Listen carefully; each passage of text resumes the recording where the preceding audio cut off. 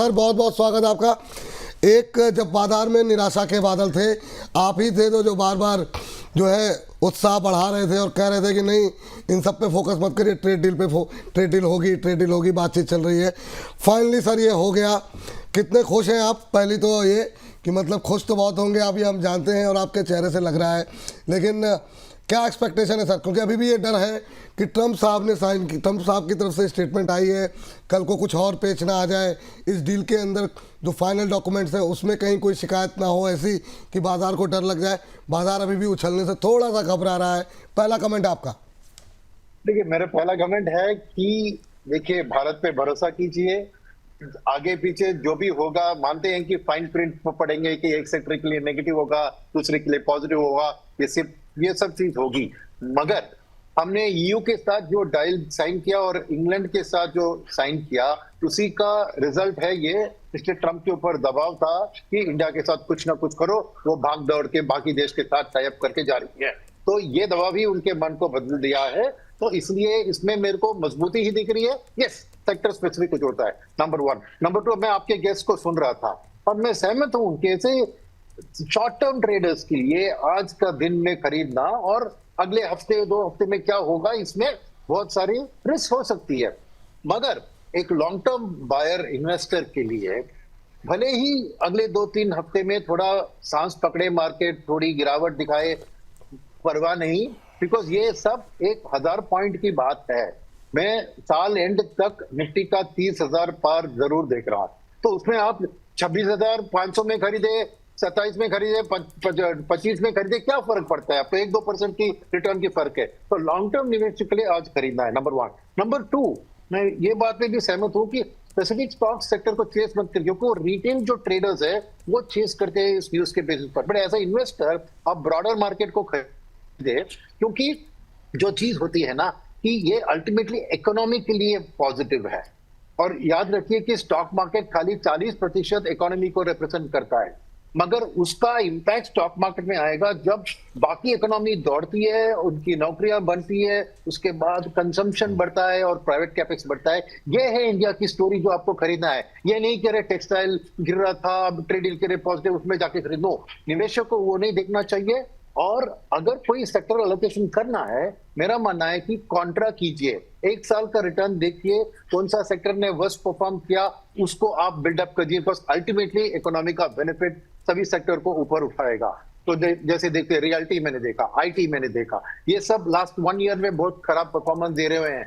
तो वहां पे थोड़ा टिल्ट अपना पोर्टफोलियो करेंगे तो इमीडिएट उधर उतना पॉजिटिव जंप शायद नहीं मिले, मगर जो अल्टीमेट इंपैक्ट होगा उन्हीं का होगा। और मार्जिन ऑफ सेफ्टी, जो बाकी के गेस्ट कह रहे थे कि अभी थोड़ी रिस्की है, तो मार्जिन ऑफ सेफ्टी उनमें ज्यादा है, बिकॉज ऑलरेडी बहुत गिर चुके हैं 1 साल के रिटर्न में, तो और गिरने की तो संभावना नहीं है ना। तो वैसे करोगे पोर्टफोलियो। मगर मेरी सलाह है ऑपोजिट आपके जो 2 अदर गेस्ट कह रहे थे कि खरीदारी आज करनी चाहिए, क्योंकि लॉन्ग टर्म में ये, जैसे मैंने रिपीट कर रहा हूं, ये 1000 पॉइंट इधर उधर का फर्क नहीं पड़ता है, मगर भविष्य अभी ठीक है। और वो भविष्य खाली हमारे लिए नहीं, एफआईएस के लिए इंडिया के ऊपर भविष्य का एक बहुत बड़ा बदलाव इस डील के कारण होगा, और उनकी वापसी होगी तो मार्केट अल्टीमेटली नए हाइट्स पे पहुंचेगा over a period of time. ये बात यहाँ पर आपने बड़ी महत्वपूर्ण कही है कि लंबी, और जो सेक्टर परफॉर्म नहीं किए। अच्छा सर, आपने एक एफआईएस को लेकर के बात कही, अब ये मान लें कि भाई साहब मतलब जो विदेशी निवेशक जो नाराज थे वो वापस लौटते हुए दिखाई देंगे। रचित जी कुछ ऐड करना चाह रहे हैं, संक्षिप्त टिप्पणी जी सर। सर एक एडिशन ये है कि आपने अभी स्टेटमेंट चालू किया, सुनील सर बुलिश थे। सर सुनील सर बहुत सीनियर हैं, वो बुलिश भी थे, वो विजनरी भी हैं। और उसका मैं आपको एक छोटी सी टिप्पणी दे देता हूं। आप और हम इंडिया में बैठ के बातें कर रहे हैं, सुनील सर सिंगापुर पहुंच भी चुके हैं, अभी वो एफआईएस के साथ अपनी मीटिंग भी चालू कर देंगे।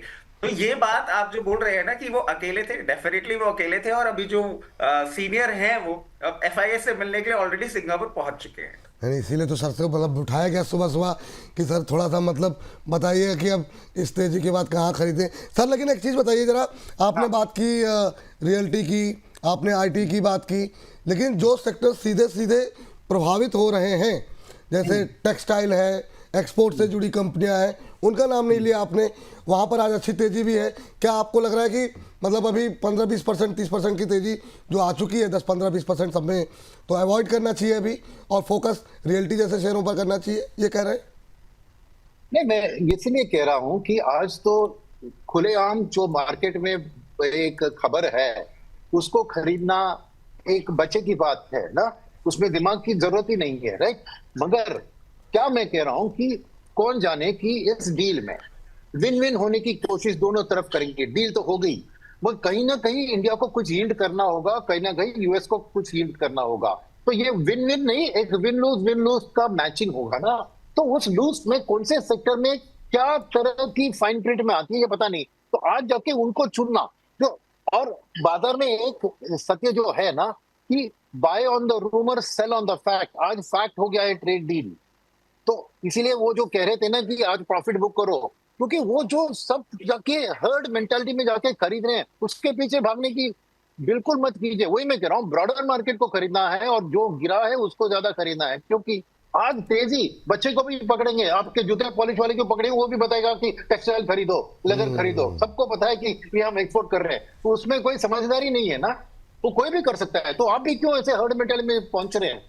देखिए कि अल्टीमेटली ये डील का दो इंपॉर्टेंट चीज याद रखना है कि इंडिया की फ्यूचर ग्रोथ की पोटेंशियल डबल डिजिट जीडीपी का इससे अब और आसान हो गया है कि अगले 3 से 5 साल में हम एक डबल डिजिट की ट्रैजेक्टरी में आएंगे। नंबर 1 ये गारंटी है। सेकंड है कि एफआईएस की वापसी, क्योंकि इंडिया का एक बहुत बड़ा चैलेंज था वैल्यूएशन, और वो वैल्यूएशन ये आज की 1 ईयर की पीई फॉरवर्ड के 21, 22 इसमें ऐसा नहीं है, ये पीई ग्रोथ की बात है। और वो पीई ग्रोथ में एक दाग आ गई थी, क्योंकि टैरिफ के कारण क्या इंडिया उस तेजी से बढ़ सकेगी, ये डाउट एफआईएस के मन में आ गया था। वो डाउट अभी हटेगी, धीरे धीरे हटेगी, क्योंकि वो भी फाइन प्रिंट तो देखेंगे, बट अल्टीमेटली ये हटेगी। तो एफआई की वापसी ही हमारे मार्केट को नए लेवल पर ले जा सकती है, तो ये भी गारंटी है। तो मेरा मानना है अगर आपको स्मार्ट है तो ये देखिए कि ज्यादातर इंटरनेशनल फंड्स में 50% का हिस्सा पैसिव्स का होता है, तो खाली आपको एमएससीआई इंडेक्स को पकड़ना है। 30-35% बैंकिंग है, 10-11-12% आईटी है और 5% एफएमसीजी है। ये सब ही एफआईएस के पैसिव फंड खरीदेंगे, उधर कोई फंड मैनेजर का दिमाग नहीं है। पैसा आएगा तो ऑटोमेटिकली 100 रुपए का उसका बांटना है। तो एक सेफ्टी जोन वो है कि इकोनॉमिक ग्रोथ मीडियम टर्म में गारंटीड है और एफआईएस की वापसी गारंटीड है। तो उस हिसाब से आप फॉलो करेंगे, smell the money, follow the trail of FIS, वो बस आपको डिसेंट रिटर्न जरूरत है। आप थोड़े ग्रीडी हो, नहीं मुझे जो तेजी से जा रही है सेक्टर उसी को पकड़ना है, तब आपको इंतजार करना चाहिए फाइन प्रिंट का कि कहां पे इंडिया का विन हुआ है इस ट्रेड डील के दस्तखत जो साइन करते हैं ना उसके बाद। तो इसलिए आज जो सब लोग तेजी से पीछे पीछे भाग रहे हैं, उसको आपको भी भागने की जरूरत नहीं है। काफ़ी इंपॉर्टेंट महत्वपूर्ण बात है, जिस तरफ सभी भाग रहे हैं उस तरफ नहीं भागना चाहिए। अच्छा, आपके पास समय कम है, मैं 1-2 मिनट और लूँगा। एक तो है सर दूसरी बड़ी चिंता रुपया, एफआई आ जाएंगे आपने अभी कहा। अब यहाँ से क्या, चूँकि अमेरिका में जो एक्सपोर्ट करने वाली कंपनियों को डेंट लग रहा था, सरकार की तरफ से भी रोकने की कोशिश नहीं हुई रुपए को कि कम से कम वहाँ से थोड़ी राहत मिल जाए। क्या यहाँ से रुपये को सपोर्ट करने की कोशिश होगी और क्या दोबारा 90 के नीचे 87, 88, 87, 88 के आसपास भी क्या हम रुपए को देख सकते हैं? बहुत लोग ऐसा कह रहे हैं अभी की सिचुएशन को देखते हुए, ट्रेड डील के बाद अगले 1 साल में रुपया कहाँ दिखाई दे रहा है? देखिए, मेरा मानना है कि क्योंकि एफआईएस की वापसी जब होती है तो ऑटोमेटिकली रुपये को बड़ी स्ट्रेंथ आती है, तो ये 90 तक पहुंच सकती है शॉर्ट टर्म में, but over the medium term रुपये का वीकनिंग ही ट्रेंड होगा, क्योंकि हमारी जो इंटरेस्ट रेट के जो डिफरेंसेस है 2.5% के 10 ईयर बॉन्ड यील्ड में, वो अल्टीमेटली करेंसी में दिखना ही चाहिए, नंबर 1। नंबर 2, आरबीआई को इसको स्ट्रेंथन करने की जरूरत नहीं है, एफआई की फ्लोस आके ऑटोमेटिकली उसको स्ट्रेंथन करेंगे। आरबीआई चुप बैठेगा, रुपये को अपना लेवल ढूंढने की अलाउ कर देगा। तीसरी बात, क्योंकि उनके भी रिजर्व फ्री हो जाएंगे, इसको कुछ करें। चौथी बात क्या है कि जो एफआईएस के लिए आप देखिए इंडिया की स्थिति, जैसे स्टॉक में हम वैल्यू बाइंग करते हैं, अभी मैंने कहा कि रियलिटी बहुत अंडर परफॉर्मिंग है, तो कीजिए। तो Indian rupee most under performing currency among the world पिछले साल रही है ना, तो उनके लिए यहां से और भी इतना डिप्रिसिएशन नहीं दिखता है, तो एफआईएस की वापसी के लिए ये और बड़ा एक पॉजिटिव पॉइंट है। ट्रेड डील तो एक है, मगर करेंसी का इंडिया का उतना नहीं वीकन होगा जितनी बाकी देश का होगा। वो रिलेटिव डिप्रिसिएशन हमारा कम होगा, यही उनके लिए आने के लिए, क्योंकि उनकी रिटर्न्स डायरेक्टली प्रोपोर्शनेटली बढ़ती है। तो क्योंकि ऑलरेडी रुपी वीकन हो चुकी है, ये एक बॉटम मानकर वो भी जबरदस्ती से इंडिया में जाके पैसा लगाएंगे। तो आरबीआई को कोई रुपी का स्ट्रेंथन करने का, इनफैक्ट ऑपोजिट चीज, बहुत स्ट्रेंथन हो गया तो एक्सपोर्टर्स झंडा उठाएंगे कि भैया भैया हमारे कॉम्पिटिटिवनेस गिर रही है, अब थोड़ा तो उनको डिप्रिसिएशन होने दो। बिल्कुल सही कहा। जरा एक बार जरा टैरिफ का जो चार्ट हम लोग दिखा रहे थे दिखा दीजिए, सर को भी दिखा दें, सर को तो खैर पता ही है। लेकिन सर ये जो नए टैरिफ के बाद अब हम वियतनाम जरा स्क्रीन पर लेकर के आ जाइए, और उसके बाद से इंडोनेशिया, बांग्लादेश, चाइना, इन सब से कम होते हुए ये जो एक बड़ी टेंशन थी वो अब दूर हुई है। ये कितना बड़ा एस देगा इंडियन कंपनीज के लिए, और 30,000 का टारगेट आप निफ्टी के लिए आपने ईयर एंड तक दे ही दिया है। लेकिन जो एक अभी भी चिंता है, प्राइवेट कैपेक्स नहीं आ रहा है, प्राइवेट सरकार अकेले कितना कैपेक्स करेगी, वो अब शुरू हो सकता है क्या? क्योंकि एक बड़ी चिंता थी, डिमांड नहीं आ रही, सरकार की तरफ से सारे कदम उठा दिए गए, अब एक्सपोर्ट भी बढ़ सकता है। ये जो नया टैरिफ 18% का हमको दिखाई दे रहा है, आपकी एक्सपेक्टेशन क्या है? अब प्राइवेट कैपेक्स बढ़ेगा और ये कितना बड़ा बेनिफिट होगा इंडिया के लिए?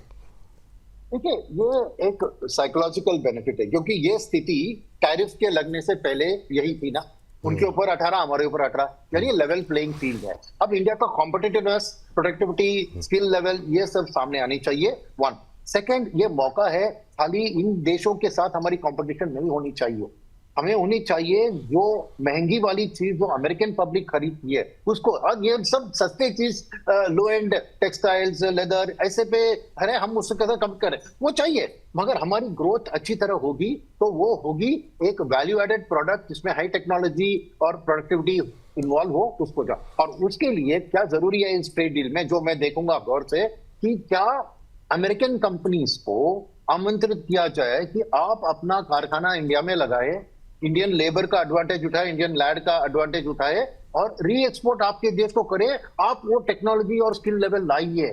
वो होगा तो फॉरेन ओरिएंटेड प्राइवेट कैपेक्स वो पहला धक्का देगा। डोमेस्टिक प्राइवेट कैपेक्स का बढ़ने में वक्त लगेगा, क्योंकि डोमेस्टिक कंजम्पशन को बढ़ना है, कैपेसिटी को बढ़ना है। और second, domestic capex towards export उतनी ज्यादा अभी जरूरत नहीं है, बिकॉज ऑलरेडी हमारी कैपेसिटी टेक्सटाइल लेदर में है। पर ये नए क्षेत्र जो मैं बता रहा हूं, जो एक वैल्यू एडेड एक्सपोर्ट से, जहां पे चीन का आज बहुत बड़ा हाथ है इतनी सालों से, उसको अगर छीनना है तो फ्रेश कैपेसिटी के लिए हमें खाली भारतीय कैपिटल और भारतीय टेक्नोलॉजी के ऊपर डिपेंड नहीं कर सकते हैं। हमें अमेरिकन एमएनसी का टेक्नोलॉजी ट्रांसफर होना चाहिए इधर आके कारखाना। जैसे राफेल डील में हमने किया कि नए राफेल जो खरीद रहे हैं उसका एक 30 to 40% डोमेस्टिक में प्रोडक्शन करने की हमने एग्रीमेंट किया है। वैसे ही ये एफडीआई को लाकर डोमेस्टिक इंडस्ट्री को बूस्ट मिलेगा, तो डेफिनेटली कैपेक्स का बूस्ट, मगर फ्रॉम अ फॉरेन ओरिएंटेड। मगर उसके लिए ट्रेड डील में मेरे को देखना चाह रहा हूं मैं कि क्या उसके लिए कुछ न कुछ एक रास्ता ढूंढ के निकालते हैं इस अग्रीमेंट में। मगर यस, मेरे ख्याल से प्राइवेट कैपेक्स और मैन्युफैक्चरिंग को बहुत बड़ा बूस्ट मीडियम टर्म में इस ट्रेड डील के साइन से जरूर होगा। जी चलिए, सर लास्ट कमेंट जाते जाते कुछ कहना चाहेंगे? हमारे जो दर्शक हैं बहुत जो निराश थे, 1-1.5 साल से नहीं चल रहा, बाजार नहीं चल रहा, मिड कैप स्मॉल कैप वाले ज़्यादा परेशान थे क्योंकि काफ़ी ज़्यादा, अब यहाँ से मिड कैप स्मॉल कैप में भी रिकवरी आएगी क्या? और लास्ट कमेंट आपका, फिर बहुत लोगों के सवाल हैं स्टॉक स्पेसिफिक, रचित जी और अंशुल जी वेट कर रहे हैं, उनके पास जाते हैं। जी ठीक है, मेरी लास्ट लाइन सुन लीजिए। जी सर। कि इंडिया की growth story mid and small cap की ग्रोथ स्टोरी है। सेकंड, जब एफआईएस वापस आएंगे वो लार्ज कैप खरीदेंगे, और जो डीआईएस ने इतनी देर से लार्ज कैप को ही खरीदा है क्योंकि वहां पे भी रिटर्न्स आई थी, वो उस लार्ज कैप को एफआईएस के हाथ में सौंप कर वो भी अपना पैसा मिड एंड स्मॉल कैप में डाइवर्ट करेंगी। तो अगले एक 3 साल की आउटलुक ले, मैं देख रहा हूं कि आपको 50% ज्यादा मिड एंड स्मॉल कैप से return compare to large cap on a CAGR basis मिल सकता है। 50% return mid cap small cap, 50% return नहीं, अच्छा सीएजीआर ग्रोथ, सीएजीआर मत कीजिए, नहीं सीएजीआर में भी 50% ज्यादा। तो अगर लार्ज कैप 12% देती है तो ये देंगी 18%। समझ लिया मेरी बात? ये 50% का हेडलाइन मत बना दीजिए। हाँ मेरे नाम मैं वही मैं थंब भी लिखने लगा था 50% सुन के। जी सर। तो मैं कह रहा हूँ कि आधा 50% मोर पर एनम रिटर्न, ये 12 इसका तो 18, इसका 10 तो वो 15। बात समझ लीजिए वही बहुत शानदार था। थैंक यू, बहुत बहुत धन्यवाद। आगे भी अपना मार्गदर्शन देते रहिए, आपसे बातचीत करते रहेंगे। बहुत बहुत धन्यवाद, बहुत बहुत शुक्रिया आपका।